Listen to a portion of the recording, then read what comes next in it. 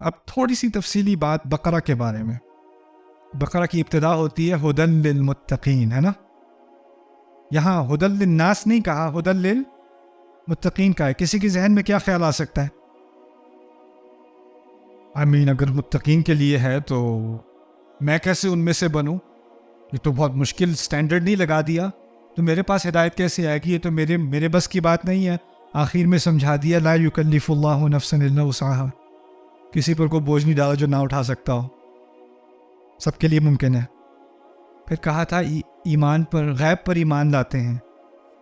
آخر میں کہہ دیا سب ایمان لائے اللہ پر، اس کے فرشتوں پر، اس کی کتابوں پر، اس کے رسولوں پر، اور ان سب پر ایمان لانے کے لیے کیا شرط ہوتی ہے؟ غیب پر ایمان لانا. پھر کہا وہ ایمان لاتے ہیں اس پر جو آپ پر نازل ہوا. وہ کیا ہے؟ قرآن. یہاں کہا رسول ایمان لائے اس پر جو ان پر نازل ہوا، اور اہل ایمان بھی. پھر شروع میں کہا تھا اور جو آپ سے پہلے نازل ہوا، اس پر بھی ایمان لاتے ہیں جو آپ سے پہلے نازل ہوا. آخر میں کہتے ہیں ہمارے رب ہم پر ایسا بوجھ نہ ڈالنا جو آپ نے ڈالا تھا ان پر جو ہم سے پہلے آئے تھے. پھر کہا یہ آخرت پر پورا ایمان رکھتے ہیں، یقین رکھتے ہیں. آخر میں کہہ دیا ہمارے رب ہمیں مت پکڑنا اگر ہم بھول جائیں یا غلطی کریں. کس کی بات ہو رہی ہے؟ آخرت کی. پھر کہتے ہیں اللہ تعالیٰ کہتے ہیں جنہوں نے کفر کیا فرق نہیں پڑتا، اگر انہیں خبردار کرو نہ کرو، ایمان نہیں لانے والے. یہاں کہہ دیا اگر میں ایمان نہیں لانے والے تو بس ایک ہی بات رہ گئی کہنے کو، ان کے خلاف ہماری مدد کریں. فانصرنا علی القوم الکافرین. بقرہ کی اتنی لمبی صورت اور اس کی ابتدا اور انتہا میں یہ کچھ تناسبات ہیں، اس سے کہیں زیادہ ہیں اصل میں، لیکن میں کچھ جھلک دکھا رہا ہوں آپ کو کہ کیا ہو رہا ہے کلام کے ساتھ، کیسے وہ جڑا ہوا ہے. سورۃ القلم ایک اور چھوٹی مثال دیتے ہیں. ابتدائی سورۃ القلم، انتہا سورۃ القلم. ما انت بنعمت ربک بمجنون والنون والقلم وما یسطرون ما انت بنعمت ربک بمجنون. اللہ کی نعمت سے آپ مجنون نہیں ہیں، پاگل نہیں ہیں، آپ پر جن کا سایہ نہیں آیا ہوا. آخر میں کہتے ہیں وَيَقُولُونَ إِنَّهُ لَمَجْنُونَ. یہ عجیب تناسب ہے. اصل میں توقع یہ تھی کہ جو آخری کلام ہے وہ شروع میں ہوتا اور جو شروع میں کلام ہے وہ آخر میں ہوتا. کیوں؟ پہلے وہ کہتے ہیں آپ پاگل ہیں، پھر آپ جواب میں کہتے ہیں کہ آپ پاگل نہیں ہیں.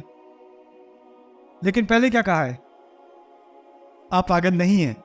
پھر بعد میں کیا کہا ہے؟ کہ وہ کہتے ہیں آپ پاگل ہیں.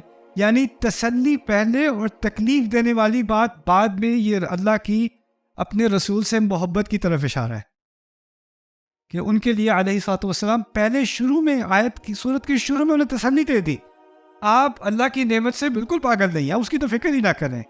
اب جب وہ آخری آیات تک پہنچتے ہیں تو اس کی تکلیف نہیں رہتی، کیونکہ شروع سے ہی اللہ تعالیٰ نے اس کی مرہم کر دی ہے. سبحان اللہ. وَإِنَّكَ لَعَلَىٰ خُلُقٍ عَظِيمٍ. آپ تو بہت ہی اعلیٰ عظیم اخلاق پر قائم ہیں.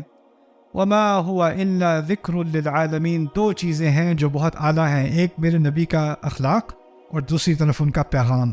ایک طرف رسول، ایک طرف رسالت، اور اس سے پوری رسالت کا مشن پورا ہو گیا، کیونکہ ہم دونوں کی طرف ہمارا ایمان ہے، دونوں کا ہم کے بارے میں ہمارے یہاں تقدیس ہے.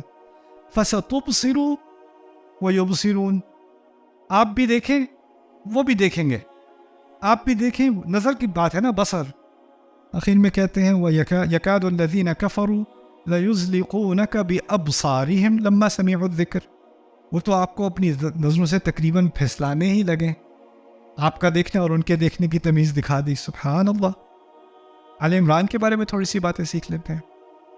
آل عمران میں شروع میں کہہ دیا نزل علیک الکتاب بالحق مصدقا لما بین یدیہ وانزل التوراۃ والانجیل. آپ پر کتاب نازل کی اس کی تصدیق کرتے ہوئے جو اس سے پہلے آئی تھی. اور کون سی دو کتابوں کا ذکر ہے جو پہلے نازل کی تھی؟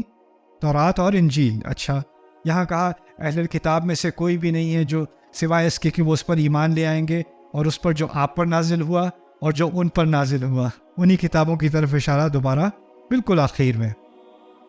ان الذین کفروا بآیات اللہ لہم عذاب شدید.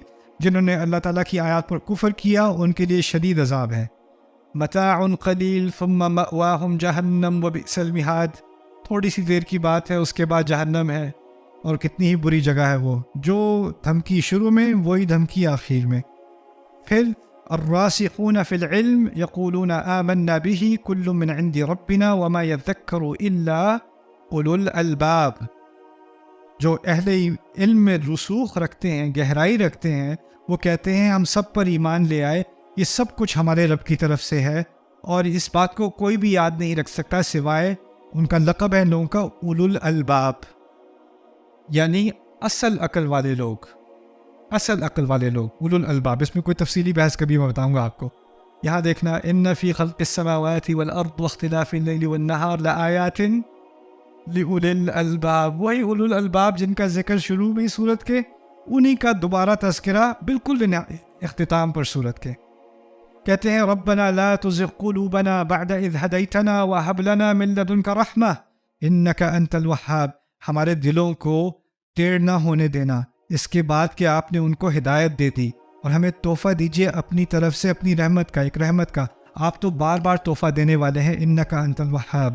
ربنا ما خلقت هذا باطلا سبحانک فقنا عذاب النار، اسی طرح دعا کر دی ہمیں آگ سے بچا لیجیے، آگ سے بچا۔ ایک تو ہے، ایک ابھی ہدایت کی طرف آیا ہے، اور ایک ہدایت میں آنے کے بعد بچنے کی کوشش کر رہا ہے کہ دوبارہ میں غلطی کی طرف نہ نکل جاؤں۔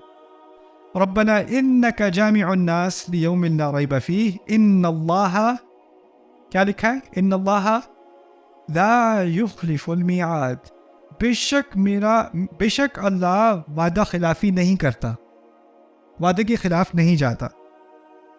ربنا وآتنا ما وعدتنا على رسلك ولا تخزنا يوم القيامة إنك لا تخلف الميعاد، لا تخلف الميعاد۔ 200 آیات آل عمران، 286 آیات بقرہ، لکھا ہوا کلام نہیں، بولا ہوا کلام، ایک دفعہ میں نازل ہوا کلام نہیں، کئی سالوں میں نازل ہوا کلام۔ کیسے ممکن ہے کہ اس کی ابتدا اور انتہا میں اتنا باریک تعلق ہو؟ کیسے ممکن ہے؟